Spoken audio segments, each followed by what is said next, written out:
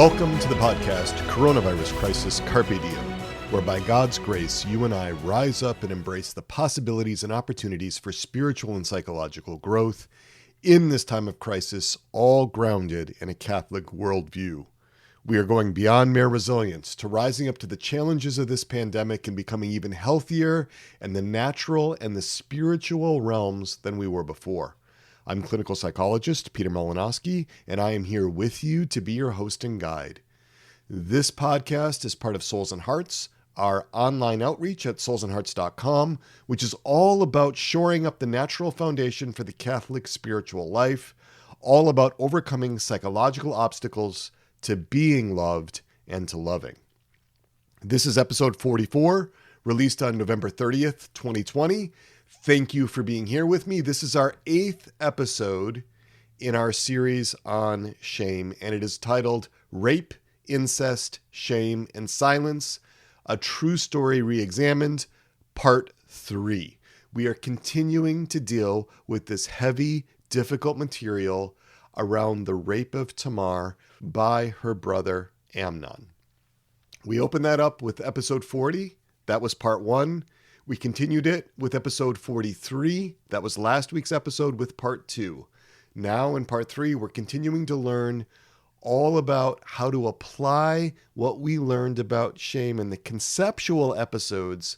Those were 37, 38, 39. That's where we learned all the concepts. We're continuing to bring them in to a real life story. So it's important, if you haven't listened to episodes 40 and 43, those are really important to get the background of this story. We're picking it up in the middle of the story here. So if you haven't listened to 40, if you haven't listened to 43, go back to those.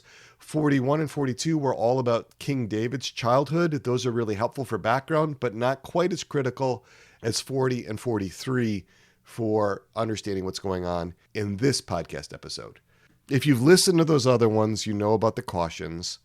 You know that there's heavy material in here. You know that I'm bringing out all aspects of this, not just the facts, but also all the implications. You know that themes of betrayal, abandonment, the meaning of contextual factors is coming out. That stuff is heavy, and we need to be real about those things. There's no way to be neat and tidy. We have to have the discussion. We have to be bringing this into the public sphere, into Catholic conversations, but we want to do it in a thoughtful and prudent way, right? So given that it's important to deal with these topics, given that it's necessary, that doesn't mean that you have to be at the forefront of the conversation if it's too much for you, right? Be thoughtful about where you are. Be thoughtful about where you are in your journey. Be thoughtful about what activates you. Be attentive to your window of tolerance. Be attentive to what's happening inside you. If it gets to be too much, as we've talked about in so many previous episodes, take a break, step it back, reground yourself. There's no harm in that. There's no shame in that. In fact, it's a beautiful thing for you to take care of you as you deal with the kinds of materials that we're addressing in these podcasts. So if you notice that you're leaving your window of tolerance, emotions are no longer at moderate levels, but they're climbing into hyperarousal where you're overwhelmed with emotion, or if you notice you're shutting down, numbing out, hypoarousal, take some actions, step it back, take a break. Okay. Brief review of levels of listening. All right. There's 3 levels of listening. Level 1 listening, just the facts. Level 2 listening, this is where we listen beyond just the facts, just beyond what we are hearing the other person say, to really getting at what the other person means. We're listening for those deeper layers of meaning. We're listening for the other person's whole experience, not just the words, not just the content, but we're listening for the emotions, the intentions, all that stuff that's going on inside of them in a really non-judgmental way so that we can really grip onto what the other person's inner experience is. We're also paying attention to different parts of them, different conflicts that are going on between parts in them. That's level 2. Level 3, listening with. This is much rarer, but this is where we're simultaneously listening to all of ourselves and all of the other person. We're paying attention to our own parts and the other person's parts. We're seeing how those parts are interacting, how different things going on inside of me are relating or connecting with different things going on inside the other person. What's resonating, what's not resonating, what's happening in the interpersonal field, right? That's the self as instrument tuning in to another person's frequency, tuning in to another person's wavelength in compassionate connection. Okay.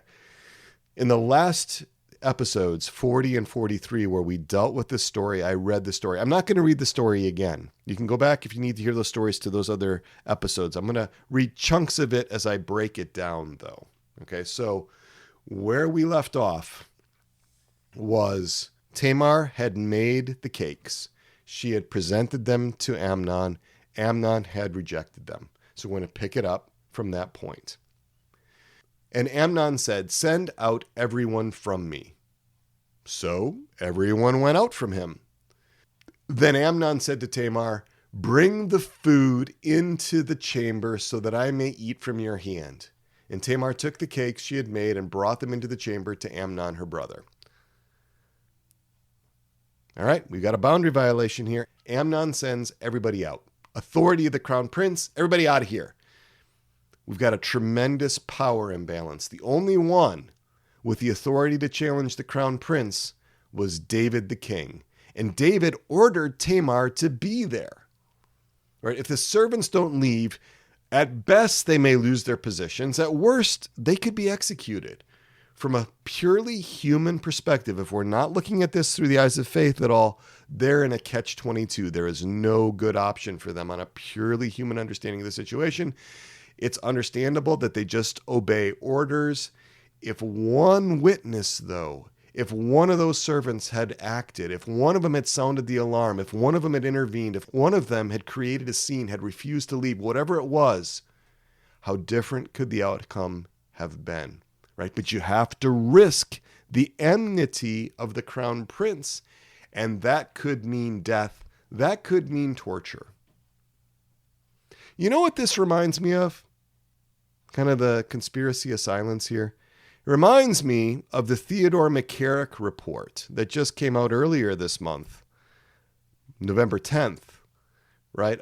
This is from the Vatican, 410 pages, about how the whole sordid story of his exploitation came to be. How could that have happened, right? So much silence.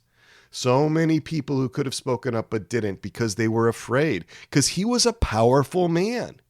McCarrick was a powerful man, a charismatic man, a man familiar with wielding the reins of power, familiar with learning how to reward and how to punish. That's what Amnon reminds me of, actually, is Theodore McCarrick. Got history repeating itself here. Right. And what happens? He says, "Bring the food into the chamber. Come into my bedroom."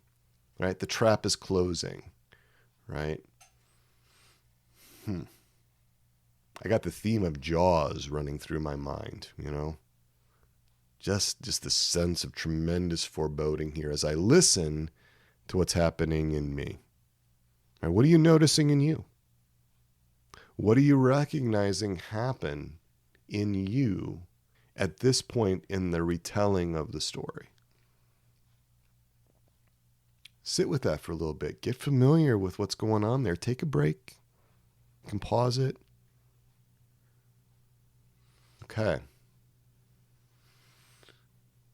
But when she brought them near him to eat, he took hold of her, and he said to her, "Come, lie with me, sister." She answered him, "No, my brother, do not force me. For such a thing is not done in Israel. Do not do this wanton folly. As for me, where could I carry my shame? And as for you, you would be as one of the wanton fools in Israel. No. Therefore, I pray you, speak to the king, for he will not withhold me from you."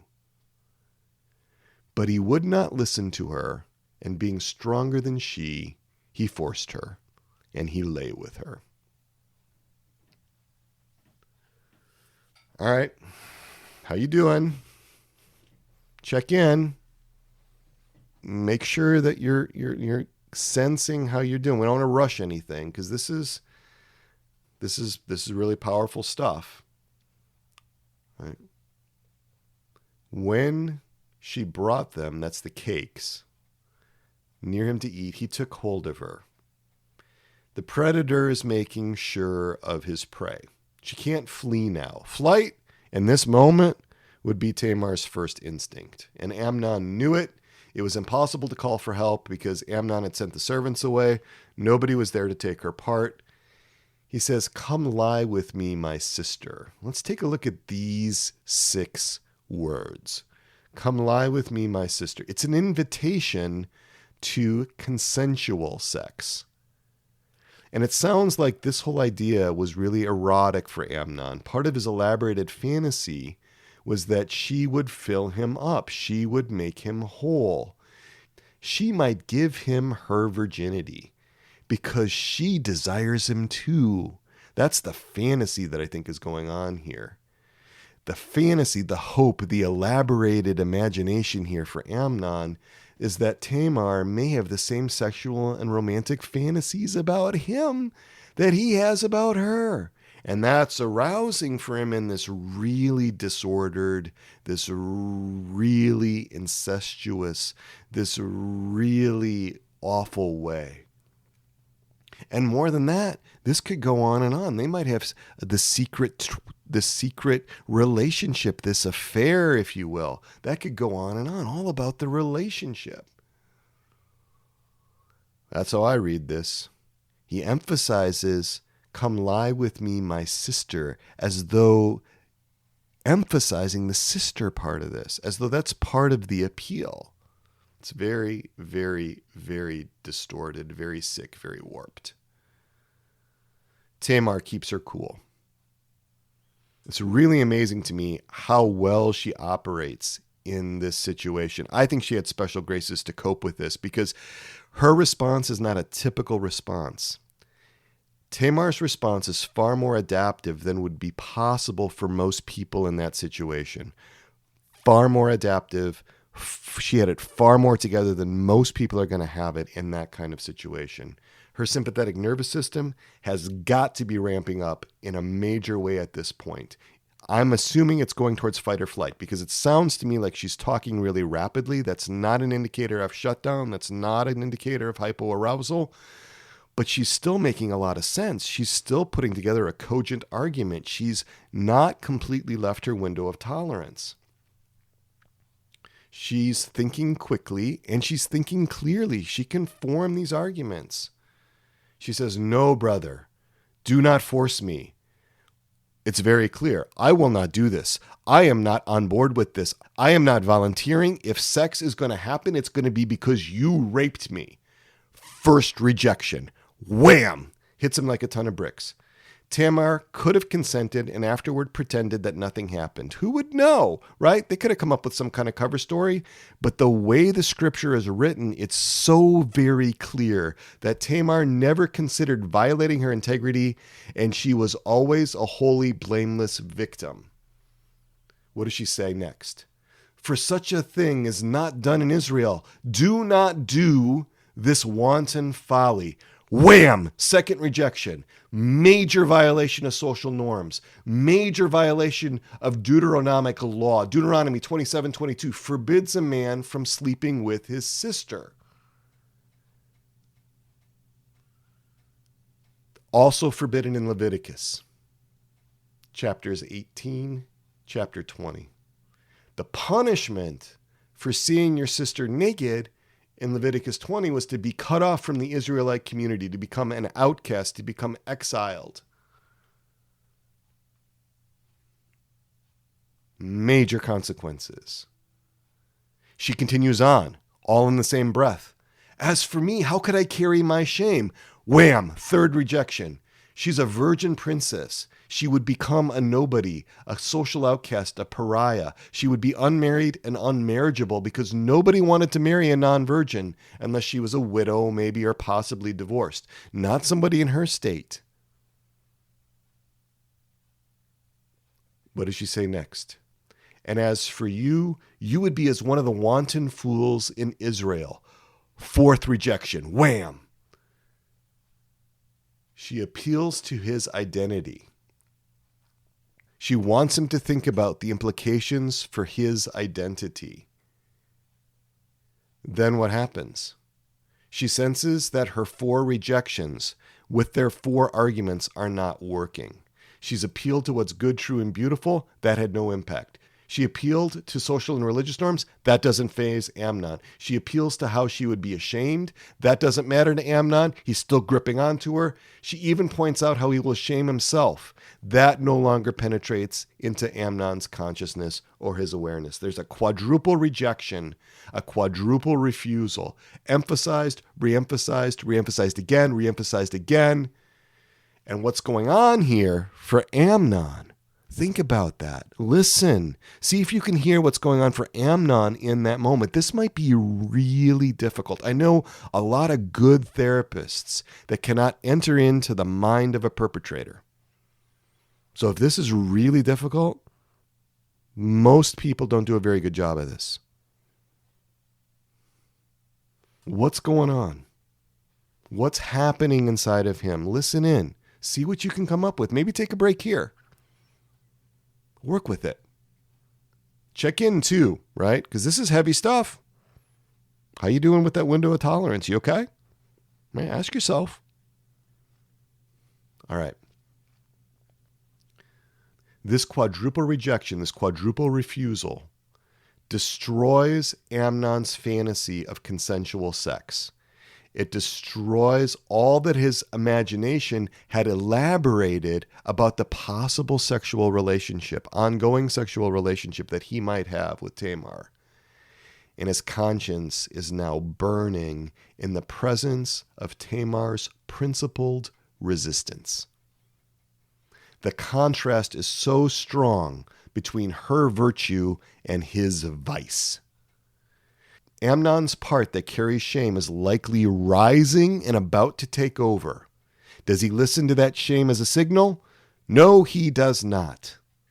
Can shame serve its inhibitory effect? Remember, shame's got this inhibitory effect, keeps us from doing things we shouldn't do. Is that going to work with Amnon in this situation? No. Amnon will not allow it. What happens instead? This is how I understand it. Admittedly speculative, right? But we're learning to think along these lines, not necessarily to get everything right, but to be able to practice trying, because the more we do this, the better we get at it. So what happens instead? Right? We got shame rising. It's about to take over Amnon. He's seeing himself, right, as he is, right? But Amnon's parts that carry anger and hatred rise faster. They come up like firefighters to take out the pain of the shame, to drown out Amnon's awareness of shame, and to justify the impending rape as a consequence for Tamar's wounding his pride by her virtue and innocence. That's what I think happened there. That's what I think was going on. Hatred, anger, wells up, takes over, dominates in order to protect Amnon against his shame. Catholic psychiatrist Conrad Bars talks about emotional substitution, how one emotion can rise up to squelch out another emotion. And you see that happening. It's another way of understanding what was going on inside Amnon. The hatred, the anger rose up to distract from the shame, to pull attention away from the shame, to keep the shame from taking over. Tamar is taking all this in. She realizes what's happening here. She can probably feel the heat of the anger. Can you imagine being held by her arm? He's got a hold of her, right? The grip tightening, right? She shifts her approach. She shifts her approach and makes one final argument, one that seems to hold out a possibility of legitimate sexual union. She says to him, "Now, therefore, I pray you." And that "I pray you," that's like a sort of a way of saying, I beg you, I ask you, I plead with you. "Speak to the king, for he will not withhold me from you. Right? She brings the king in, the civil authority, their father, the arbiter of marriages.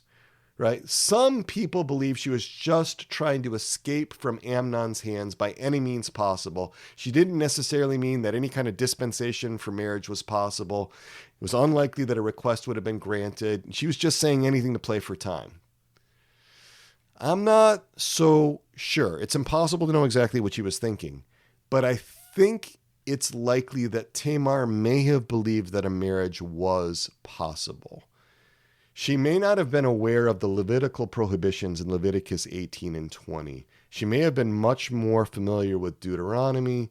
She may have seriously believed that given the nature of the situation, given this intensity of desire, David might have agreed to a dispensation to the Levitical law, might have allowed it to happen. Either way, we know she was desperate. And in the end, it didn't really matter.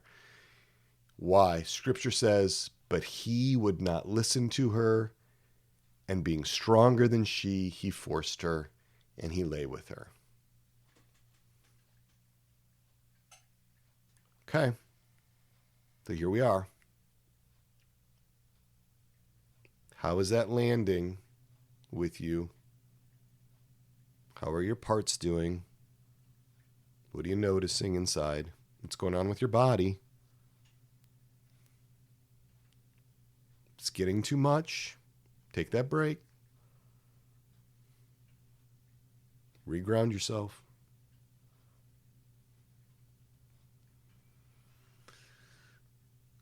Amnon would not listen to her. He would not see her as she was. He would not see her as a person. I don't know what to say. Right? This happened. This was real. This rape happened.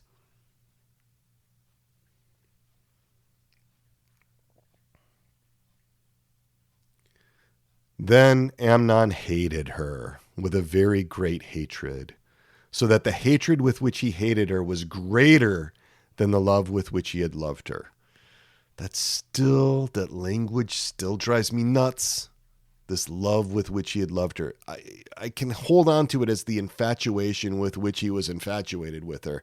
I mean, let's really not let's not get believing that there was actual real love here, like there was any kind of charity in this. All right. And Amnon said to her, "Arise, be gone." But she said to him, "No, my brother, for this wrong in sending me away is greater than the other which you did to me."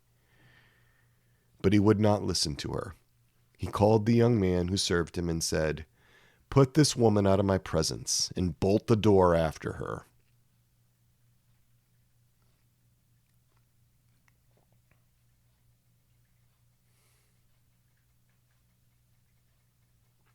Okay.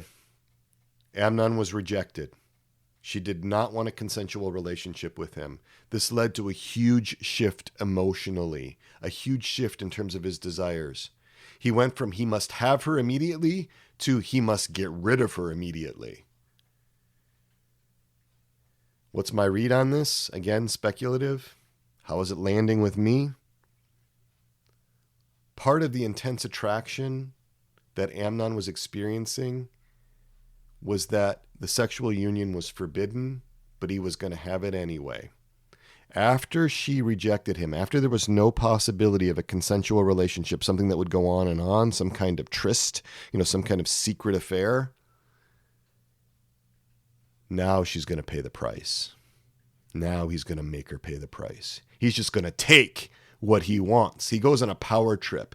It's no longer relational in any sense, right? Before it was relational in a really twisted, warped way. He wanted to have some kind of ongoing relationship with her, not as a person, but as an object. Now, he's just going to take what he wants. He's going to break sexual taboos. He's going to do this. The rules no longer apply. He is above the law. Amnon, he emphasizes the sibling relationship with Tamar as though that were important. These are acts of rebellion, acts of independence, acts of autonomy. This is Amnon making up his own rules. He's the crown prince. He can do this. He doesn't need relationships anymore, doesn't need a relationship with her anymore. Just going to get rid of that. I can take what I need by exploiting others. It's also, I think, a way of establishing power and dominance over David, their father, by having sex not with his concubines or wives, but with his daughter. Amnon hated Tamar with a great hatred. Amnon did not get what he hoped for. It was so unrealistic, but when you elaborate these fantasies, when you get so self-absorbed in your own system, you don't see other people anything like accurately.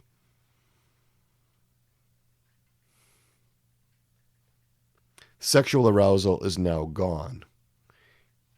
He had wanted her. She had never wanted him sexually. Hatred is now covering his shame. He's getting coals heaped down on his head by the contrast of his vice with Tamar's virtue, with his guilt contrasted with her innocence. I think Princess Tamar's words stayed with him. Remember what she called his intentions to have sex with him?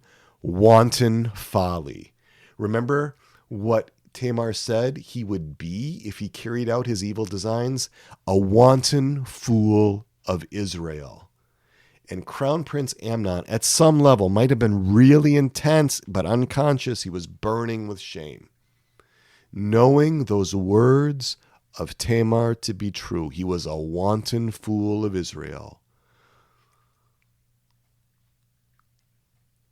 And so externalize the responsibility, blame her, get rid of her as soon as possible. But she said to him, "No, my brother, for this wrong in sending me away is greater than the other which you did to me." Here's what's amazing to me. Even after the rape, Tamar is still functioning. That's remarkable. Again, I think she's getting special graces because this is not typical, especially given the tremendous implications for Tamar's future. She's still fighting for her dignity. She can feel his hatred. She's still appealing to him. She is appealing for Amnon to marry her. It's possible that Tamar is aware of Deuteronomic law, but not Levitical law. That would be very typical. There's probably a greater access to Deuteronomy than there is to Leviticus. This is the opinion of Scott S., who did a really great post on this in a 2016 discussion on the biblical hermeneutic stack exchange. Deuteronomy 22, verses 28 to 29 said, "If a man meets a virgin who is not betrothed and seizes her and lies with her, and they are found, then the man who lay with her shall give to the father of the young woman 50 shekels of silver, and she shall be his wife, because he has violated her. He may not put her away all his days." Okay, so there's a kind of protection there.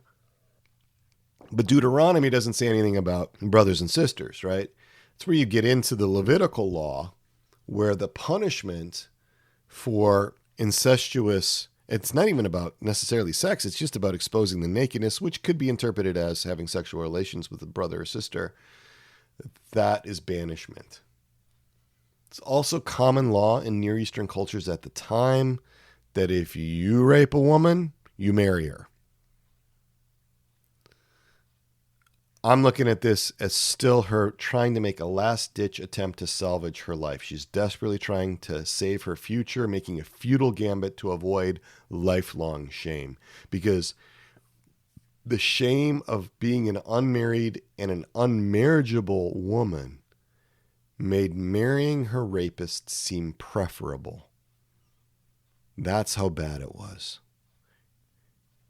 The idea of being a pariah, the idea of being an outcast, just so horrible. She's also trying to salvage the situation morally as best as possible, perhaps even for both of them, right? Saving him from shame too. She might have been able to still gather up some kind of love for him. That would be heroic sanctity in my book.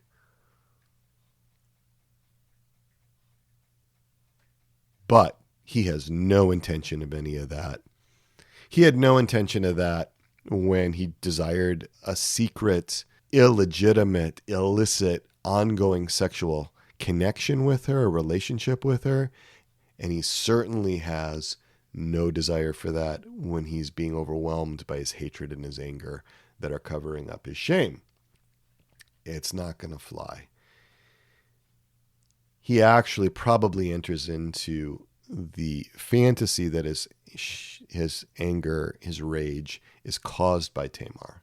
So he rejects her. He banishes her. But now the woman won't go. She points out instead another wrong he's committed, a greater wrong. This is not landing well. Scripture says he would not listen to her.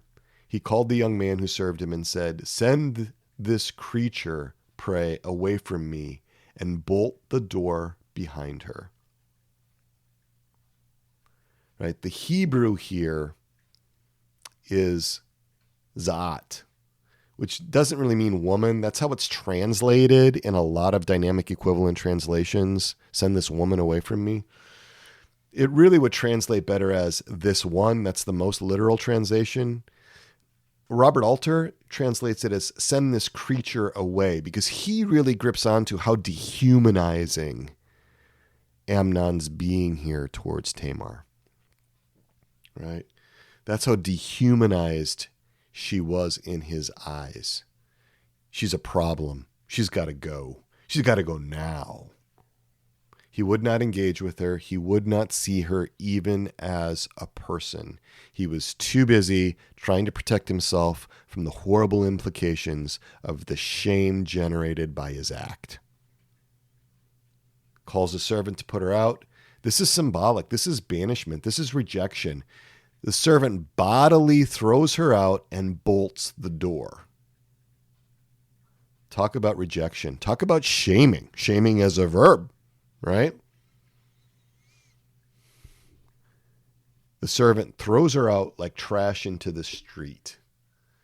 There's an irony here, right? Bolting the door behind her makes it seem like Tamar had made some kind of shameful proposal to Amnon. Like she's the one that's being treated like she's some kind of prostitute. Again, I can't help but think that the exercise of power is also something that Amnon is trying to use to protect himself. I am beyond the rules. The rules and the laws don't apply to me. I am the favored crown prince. I am in command of this situation. It's a futile attempt to try to reestablish some kind of homeostasis within his own system. How you doing with this? What kind of emotions are going on inside you? What are you noticing? What's tough to take? What's surprising? What's coming up that's surprising you and you as you listen to this, at whatever level you can listen?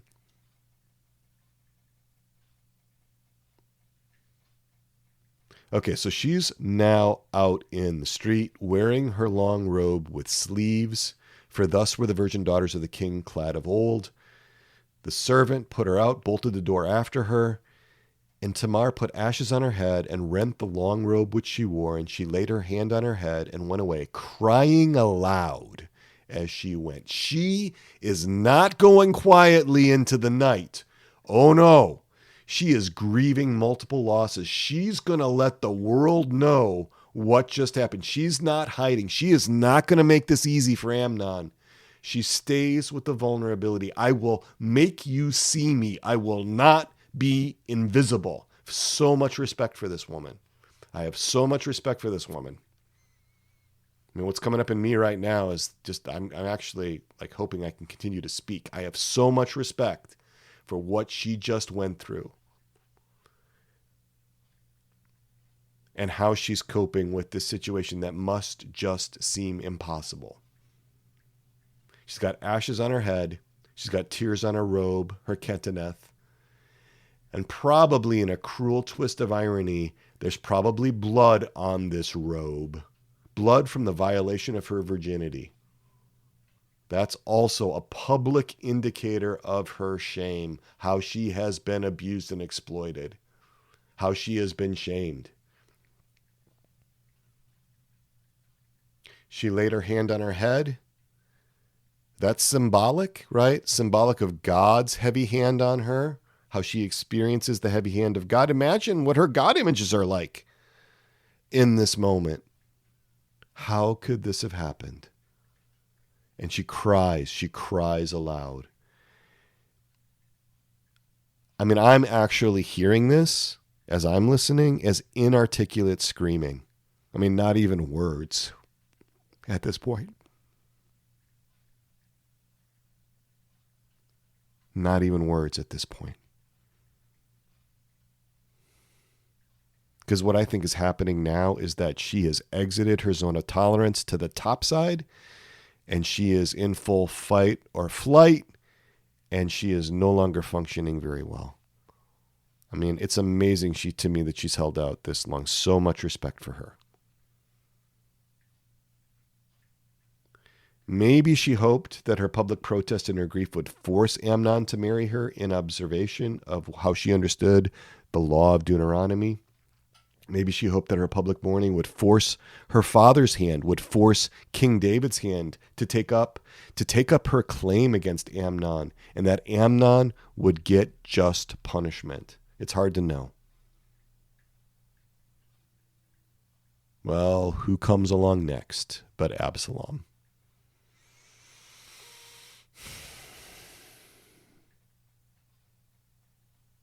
This just keeps getting tougher and tougher.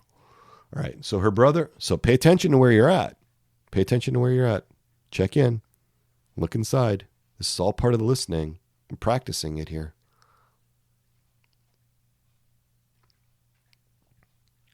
And her brother Absalom said to her, "Has Amnon your brother been with you?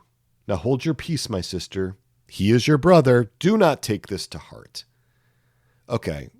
I am about to lose my gourd here with this kind of like total lack of empathy, right? So this is where, like, if I had seen this, if I was right there, in fact, I can feel it right now, I would not be able to enter into Absalom's, like, his world. I like, it's so hard to register what could be going on. This is so unattuned. This is so unempathetic. It is so dismissive. It is so frustrating that I want to swear.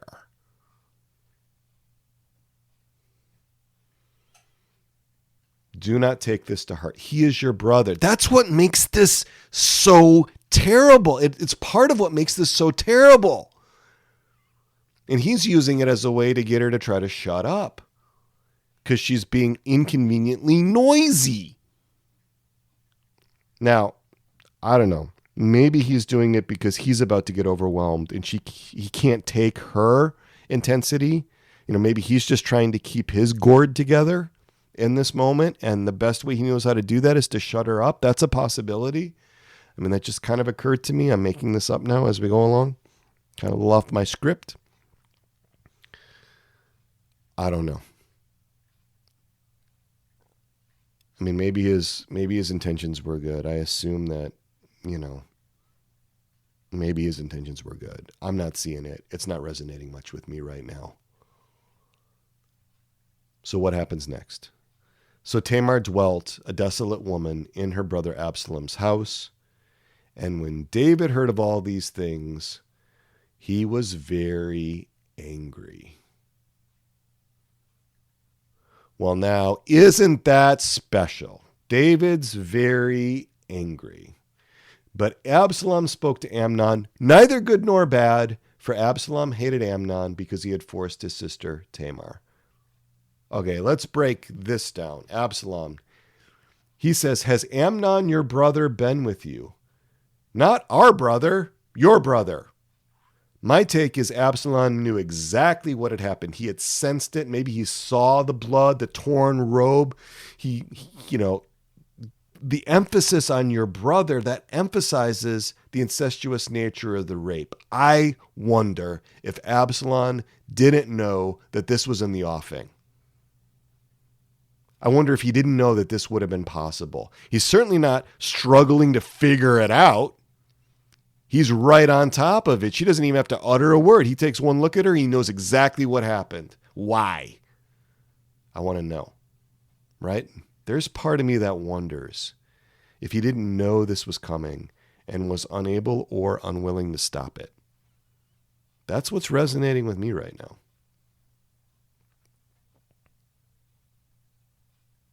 Now hold your peace, my sister. He is your brother. Do not take this to heart. I cannot think of a less attuned statement in all of Scripture right now. I think he must have just been trying to get her to be quiet so that he could wrap his mind around like his own self. Like he could try to somehow take care of himself. It certainly wasn't attuned to her.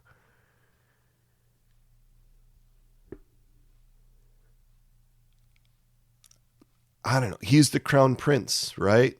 We're going to keep it in the family. We're going to do the hush hush thing. Right. Well, that secret family culture thing sure didn't work out. What happened is the whole sordid story eventually got written down in the Bible, the most read book in all of human history. Now, I got some suspicious parts that really think that Absalom here sees an opening to take Amnon out. I think he did care for his sister. I really do believe that Absalom did have some feelings and cared for his sister. But I don't think that was the whole story at all. Remember, who's second in line? Who's second in line to take over the kingship if somehow Amnon was out of the way? Why Absalom? Absalom is next in line for the crown after Amnon. And I can't help but wonder if there aren't some wheels turning in his head. Absalom hated Amnon because he had forced his sister Tamar. He spoke neither good nor bad. He didn't confront him then when it would have been helpful to Tamar, when it would have been a show of support. And we're not talking about like a huge power differential here in terms of age. We are in terms of power, right? We got the crown prince versus the second in command prince. 18 versus 20, right? All right, so he's a younger brother. They're both adults. No, I'm wondering about Absalom playing the long game for power and dominance with cold vengeance and murder in his heart from that moment. Right? He's got a justification now.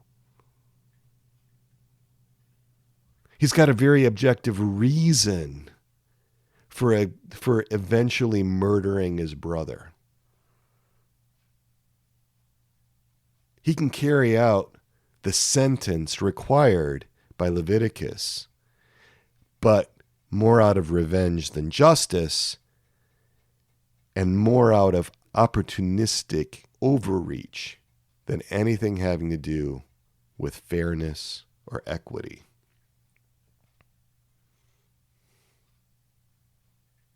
I don't know. That's what I heard.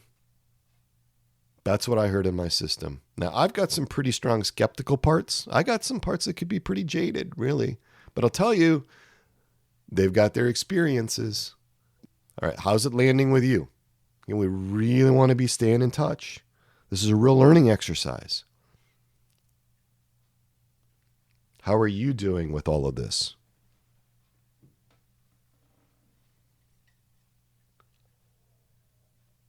When King David heard of all these things, he was very angry.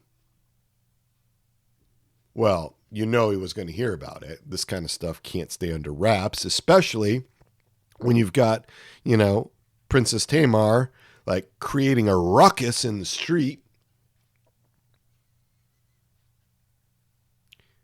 Here's what I want to know. What were you angry about, David?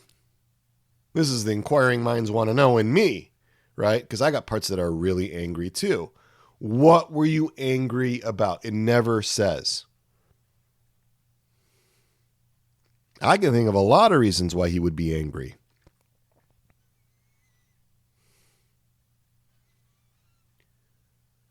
I don't know.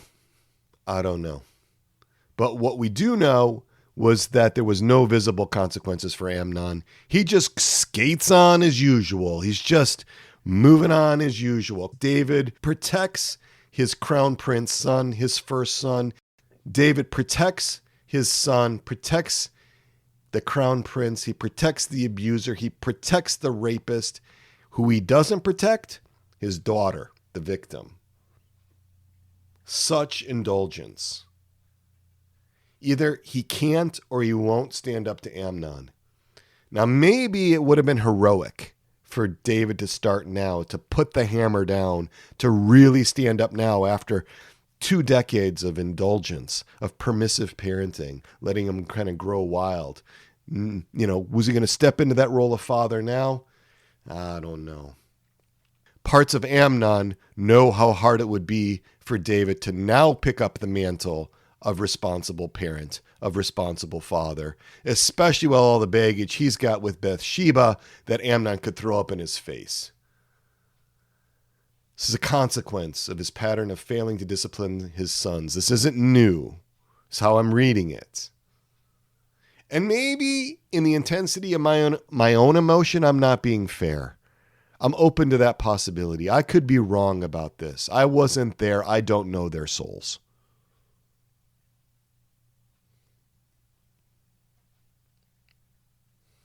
This is how it's landing with me. A lot of prominent anger in my system right now as I go through this again. And it's not like I haven't gone through this a number of times and putting this whole thing together. Still there.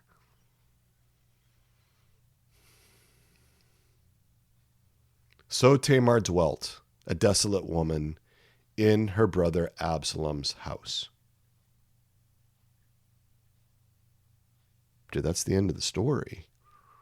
At least that episode in the scripture. It's the last we hear of Tamar. She's no longer able to dwell with the virgin princesses because she's not one anymore. She's been defiled. She's a desolate woman. Emptiness, the sense of being destroyed, the sense of being damaged goods, the anguish, the misery, the numbness, the deadness, devastation, ruin. We're into hypoarousal. She's now really downregulated. She's shutting down, going into that numb place. She's had 3 major, heartbreaking, colossal failures by 3 of the men that should protect and care for her. Her brother Amnon, the crown prince, raped her and abandoned her. Absalom, her brother, shushed her and minimized everything. And David, her father and her king, was passive and did nothing. It's not just a question of David failing as her father. He also failed as her king to bring justice to one of his guilty subjects.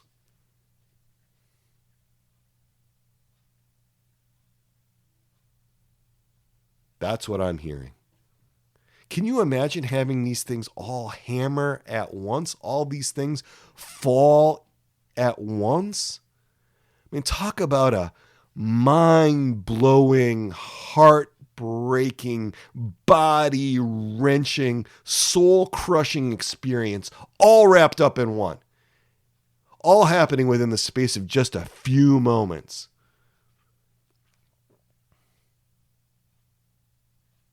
It's not surprising to me that Tamar may lose the will to live. Her losses are immense. What happens when her adrenaline wears off? No one heard her. Her safe place is no longer safe. Her voice was silenced.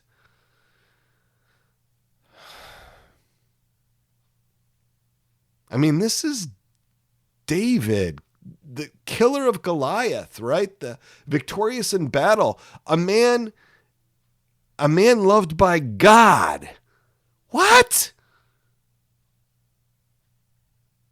The shame and the humiliation. Now she can never marry. She can never have children. She's going to carry the effects of the rape for the rest of her life. She's an outcast. And here's the thing. This is what just gets my goat. David's silence means that anybody else that wants to help her have justice, their hands are tied. The king has spoken loudly through his silence.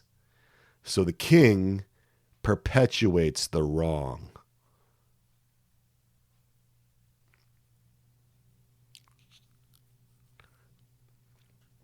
I'm only at the beginning of the losses for Tamar, right? Can she sing Psalm 23? She would have heard it, right? The Lord is my shepherd, I shall not want. Yeah, but who wrote that? Who sang that? That's right, David. King David. Daddy David. Yeah, he wrote it. Now, some people, they say that Psalm 23 was written in a late version of Hebrew. It probably dated to the Second Temple period, which is basically the 5th century before Christ, 500 years after all the events we're talking about take place. Okay, all right, that final version, yeah, maybe that's how it came out. But I believe he wrote it, and I believe he sang it, and I believe she heard it. And I think she sang it up till this point. That's what I'm hearing when I listen. All those Psalms,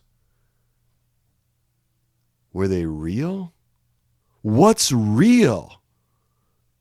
That's the thing about trauma, is that you start to lose track of what's real. Did he love me? My dad? Did he even know me? Does God love him? Does God love me? What is going on? And then you get into, what did I do wrong? Did I cause this? How come no one protected me? How come no one listened to me? Where is God? And this is what kept me up on that Thursday night when I first started to dive into this passage in this way.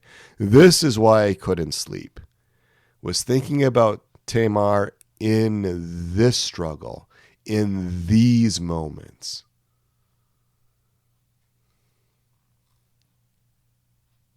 And I was angry at God.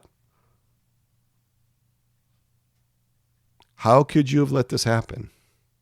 Now, I understand his ways are not my ways. His thoughts are not my thoughts. As high as the heaven is above the earth are his thoughts above my thoughts. Get that, trying to be humble.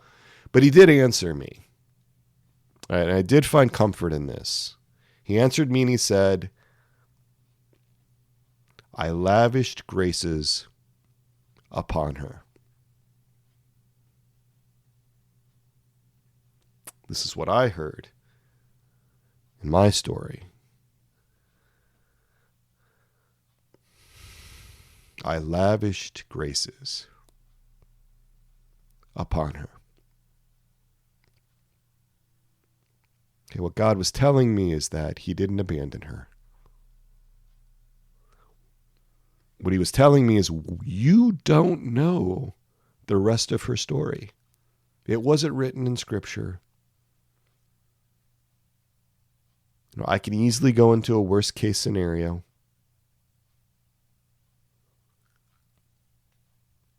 He still loved her in ways that I don't understand it, right? I can't claim to make sense of it.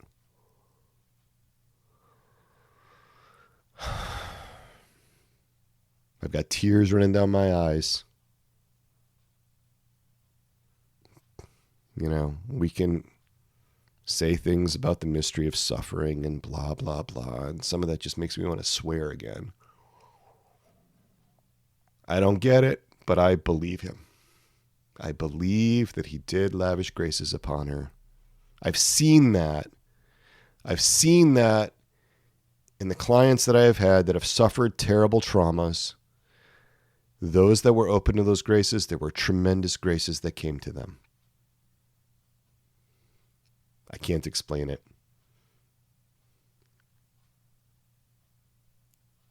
Okay. So let's check in. Where are you at? Right. This stuff could be really heavy, right? Share it with somebody. It's hopefully somebody that's listened to the episode. You can invite somebody that you trust to listen with you. You can write things down, put them into words. It really helps to be able to put your experience into words because you can think about it, right? Engage the intellect and the will. Right? And really notice what points in the struggle were hardest for you. Might not be the ones you expected. Parts of the story that really got to you. Tells you something about yourself. Tells you something about your history. Tells you something about your parts.